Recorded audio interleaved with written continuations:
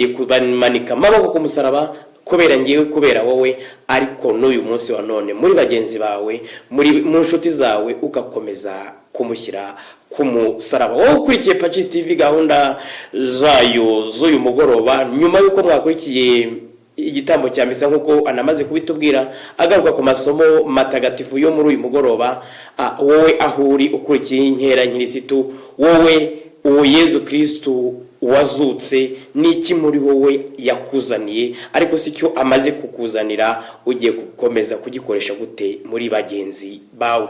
Ku buhanga bw'ibyuma rero baze kumfasha mu kanya gato, ariko baze kumfasha kugira ngo bongere batuzamurire indirimbo nziza idufasha muri ibi bihe. Ariko mbere yaho gatoya, reka twongere twibaze, ariko tunabaze padiri n'ubundi mu buryo turi gukoresha uyu munsi wa none.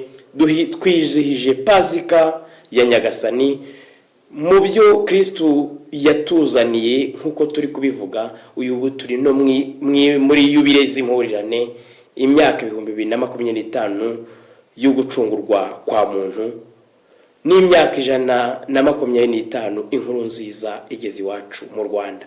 Iyi Pasika y'uyu mwaka tuyihimbaze dute, tunabihuza n'izi yubile turimo z'impurirane, cyane cyane zivuga nuko gucungurwa kwa bene muntu. Karibu.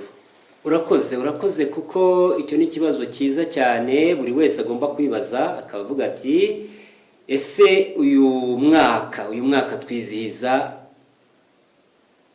umwaka we ni yubile imyaka 125, ivanjiri igeze mu Rwanda ni imyaka 2025, Kristo yitanze yemeye kuza ku isi akatugezaho ubutumwa bwiza hano ku isi. Buri wese ashobora kwibaza, se Pasika ko nyizihije ngezehe mu kumuyoboka, ngezehe mu mikorere yanjye, ngezehe mu mitekerereze yanjye? Nicyo kintu twakwibaza. Reka nibande hano mu Rwanda, kuko niba tumaze imyaka 125 tumenya ivanjiri ya Kristo, uwo Kristo yitanze Karuvari akamena amaraso ye, twakagombye kugaragara nk'abantu mu by'ukuri bakuze mu kwemera, kuko iyo myaka ni myinshi uwo Kristo bumaze kutugeramo.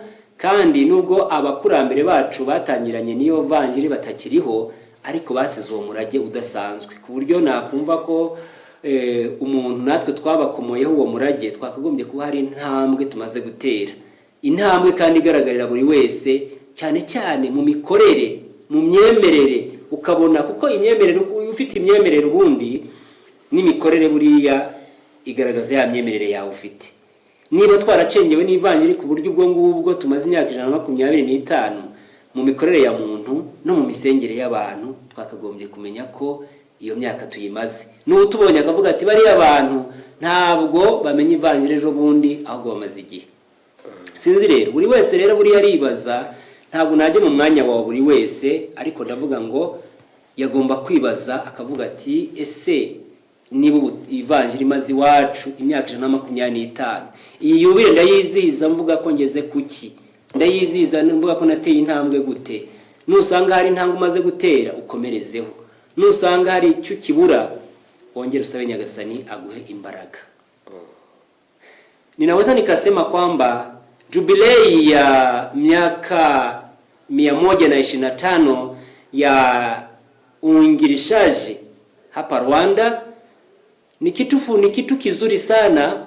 Tunaweza tukasema kwa Rwanda iliyopata habari njema kwa miaka hiyo yote, inamaliza miaka hiyo 125, ni bahati njema. Lakini bahati hiyo tunaweza tukajiuliza, sasa waliopokea habari hiyo njema wanaitumia namna gani? Wanafurahia tu pekee kusema kwamba tulipokea habari njema, lakini sijui kwamba wanajiuliza kwamba matendo na fikra zao zinaweza zikaonyesha kwa mtu anayewaangalia mbali akisema kweli Wanyarwanda walipokea habari njema, kuna miaka 125 walipokea habari njema. Sijui, lakini kusherehekea Pasaka mwaka huu tumeshafanya kesha la Pasaka, na kesho tutaendelea hadi siku 50 kusherehekea Pasaka. Sijui kama Mnyarwanda Mkristo anajiuliza miaka 125 inamalizika akiwa ameshapokea habari njema ya Yesu. Yesu huyo aliyekubali kusurubiwa na kuponya na kutuondoa katika dhambi tulizoingia ndani. Vinapaswa kuonekana kwa matendo yetu na kwa fikira zetu na kwa namna gani tunaomba.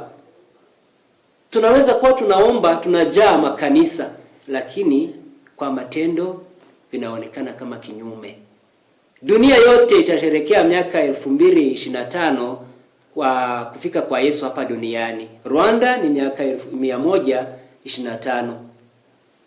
Jubilei zinazokutana, tunapaswa kujiuliza sisi tunafika wapi? Sisi tunafika wapi kweli? Moyoni mwako, moyoni wa kila mtu anajiuliza, si mimi namjibia, anapata jibu kutoka kwake mwenyewe. Yes, it is a kind of opportunity which we have, especially Rwandans are celebrating double jubilee for 2025 for our salvation and 125 for the evangelization here in Rwanda. Everyone has an opportunity to ask himself or herself where she is in believing. When you believe, you have to show your faith in working, in deeds. You cannot tell me that you believe without acts. You have to act. When you act, your faith is going to be manifested. When you say that you are believing only without acting, there your faith is died, as St. James said. Now, we are celebrating double jubilee here in Rwanda. We have to ask ourselves the question, if we have followed our Savior Jesus, if this Easter which we are celebrating this night, this Easter Vigil, is helping us to remember what Jesus has said and what Jesus has done, it is for anyone to get this opportunity to re-ask if you are on the way where Jesus wants to be or not. C'est ça, en général, pour nous, les Rwandais, nous avons l'opportunité de recevoir l'évangile il y a 125 ans. Ce sont des années qui sont suffisantes pour être mûres. Il ne faut pas qu'on te considère comme bébé spirituel alors qu'il y a 125 ans dans l'évangélisation. Le monde entier, en général, nous célébrons 2025 de notre salut. Mais au Rwanda, je vais me fixer au Rwanda parce que c'est ce qui nous concerne plus particulièrement. En ayant 125 ans, donc le chrétien doit être mature. L'église du Rwanda doit être une église mature, une église qui évangélise, une église qui montre l'exemple. L'église, une fois qu'on dit l'église, ce n'est pas la construction, ce n'est pas les autorités, ce sont des membres avec les autorités. Il faut qu'on montre quand même le pas qu'on a déjà tracé. Une fois qu'on ne montre pas le pas, ça veut dire que notre foi est morte. Il faut que la foi se manifeste dans les actes. Comment nous prions, comment nous faisons notre réaction. Une fois compris seulement, sans montrer les actes, sans montrer l'exemple dans notre comportement, cette foi-là, c'est une foi morte. C'est pas que nous célébrons maintenant, quelle soit notre opportunité afin que nous continuions à manifester les œuvres que Jésus a manifestées à la croix du Calvaire. Le sang précieux qu'il a versé, c'est pour nous, c'est pour vous.